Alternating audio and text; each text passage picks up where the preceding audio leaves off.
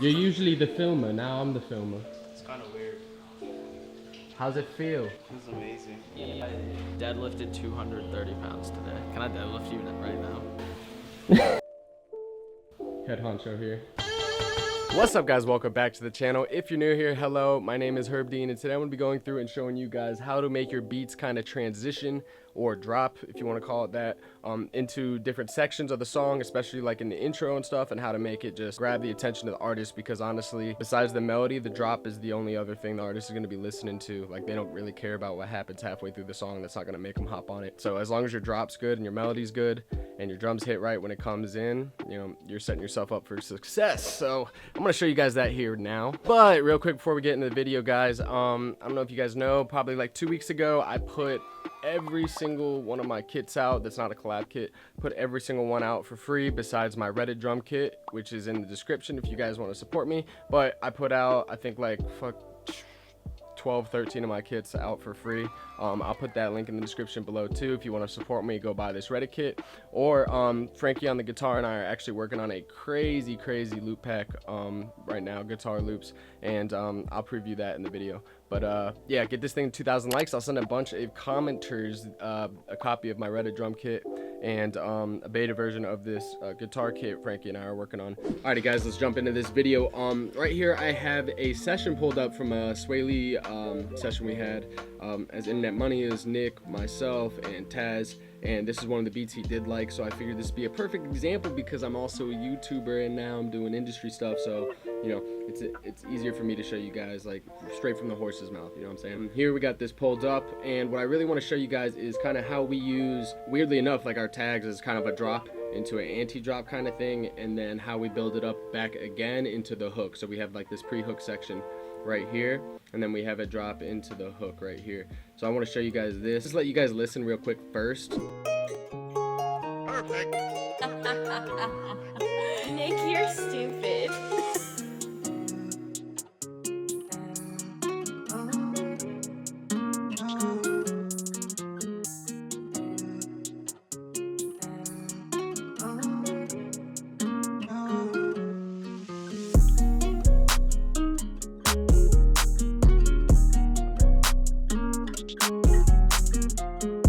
Alright, guys, so as you can see there, it had like a little anti-drop thing where it went down to that low section. We have this high pitched up section here dropping into the pre-hook, and then for the pre-hook we just want to give everybody a little taste of what's to come at the drop. So we just picked some sounds that we thought sounded good. We have the crash, one of our open hats. We have a crash layered on top of it. So we got 3 different type of open hats and cymbals stacked on top of each other here, and it just like makes just a cool sound. You want to find sounds that complement each other. Don't be afraid to stack sounds like this to make something more full, give it that effect that you want. Really just use your ears and you'll be able to tell. Coming up, leading to the drop, this is the most important part right here, is we take all this out. Because the thing is if we just had this thing as leading up to it, it would be fine, but it would sound a little weird with the riser on top of all that. And this gives it a little bit more of a dramatic effect with just the riser there, everything cutting out, and then maybe the artist having a little lead up spot to like run into the hook. So, and that also lets you know that the hook's coming too when it's you know, doing a riser effect there, compared to, you know, it just being nothing, which would be like this. But that makes no sense. Just to have nothing there, it just sounds bland the whole time. So just have sound stack up and then drop out sounds towards the end. And don't introduce all your sounds right in this pre-hook area. We have this here. You can honestly move this back. Another thing you could do is just have the claps come in here. That would be completely fine. And then leading up to this last clap here, we might have like the riser go to there, and this would be like completely fine too. Doesn't hit as hard to me as this, but it does work for other tracks, so you just need to use it, because I used what I just showed you guys a lot in other tracks. Just for this one specifically, the way the melody ends here with the chords and stuff, it just doesn't sound good. So usually I'll do that. You can do that. You could come in with just the 808s like this, which would work perfectly fine too.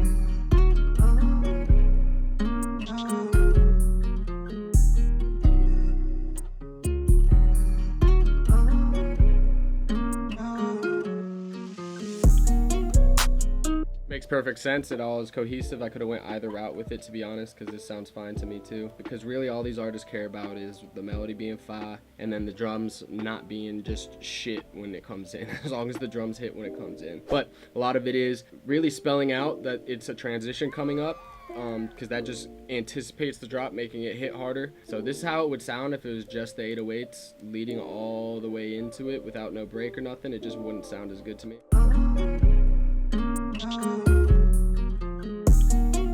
It's alright, it's just not as good, but you can go that route if you want. And make sure when the beat comes in at the drop, for the most part, if your 808's not hitting, you're going to want to at least put a kick on the one. You know, if people want to have more of a build up and it leading into the second part of the hook having the kick, which is completely fine, but that initial drop in the hook should probably have a kick if your 808 just ain't smacking off the rip. At least something like this.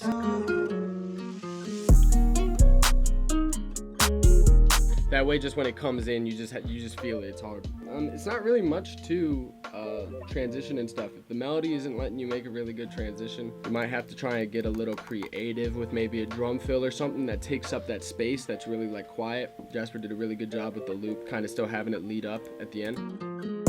It leads into itself, but if it's just kind of a blank space or somebody's just doing chords like one here and then it rings out like just like a chill melody and then another one here and then it's like kind of silent here, might have to just try different risers or try different fills. We'll go and look at a fill. Obviously this one wouldn't be perfect for this track, but you'll be able to get the gist here.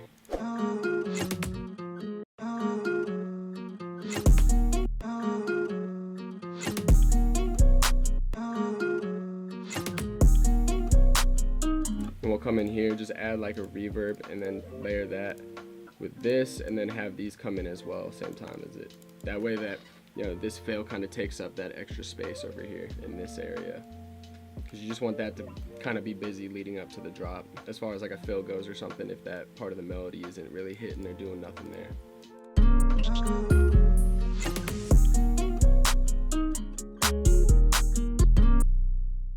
Don't try and make it too busy because then it's just going to sound weird when it finally does come in with the voice. It's just going to sound like a bunch of muddy sounds. But if you do it tastefully, don't try to overdo it. Right when you think it's like, ooh, maybe it could do a little bit more, it's probably when you want to stop, like that next step, because that artist's voice is an instrument and you giving them that space like we were talking about with the lead up into the transition, like this shit here. This is going to be a nice spot for them to kind of like build up or do whatever, even if it's just a swell into the hook for their voice or whatever. Their voice is an instrument and that's going to be on the track. So yeah, it's a really short tutorial actually, but I feel like I packed a good amount of information here, different variations. A lot of it is experimenting, but what you want to keep in mind, and the most important thing, if you keep this in mind, when you go into the drop, if it feels like it's lacking, it's lacking. You don't want it to lack at all. You want to try different things like add risers. You want to try different things like maybe stack more sounds, maybe make your kick harder in the drop. Maybe add a pre-hook area here like we did here. It's just like thinking about what your goal is for the track, and the goal for the track is to make that drop really impactful. You can do that by, you know, all the stuff I showed you here. So yeah, if you guys enjoyed, please drop a like. If there's any beat that in the industry you want me to break down that I produce, let me know. I know you guys want me to do Speak by LAROI. Let me know if you want me to do that. And get this video 2,000 likes, pick a bunch of commenters for this Reddit drum kit, link in description, and the super mega free stuff also in the description. Just go down there. Peace.